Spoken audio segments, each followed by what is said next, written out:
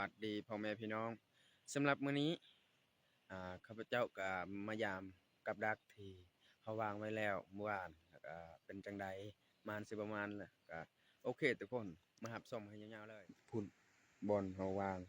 บอนเขาวางไว้อันนั้นกับดักแถวนี้นะสภาพอากาศตอนเช้า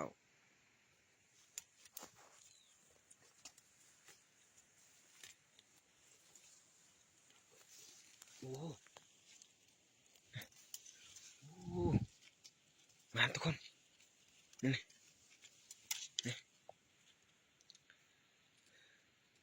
ผลงานที่มื้อนี้เนาะนี่เห็นว่าทุกคนนี่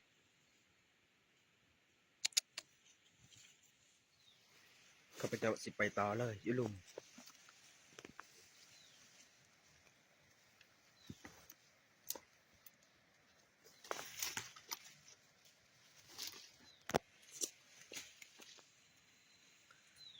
หลังนี่บ่ได้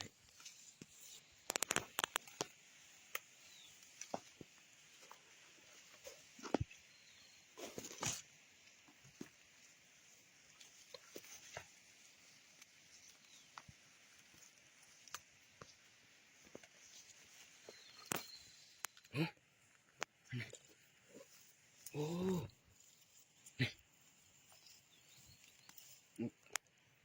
ใหญ่ขนาดนั้นมันถึกแต่เทิง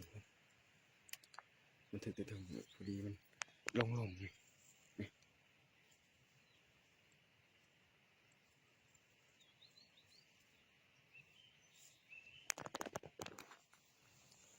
อันนี้บอลฮูนี่บอถึกตัวนี้บ่ได้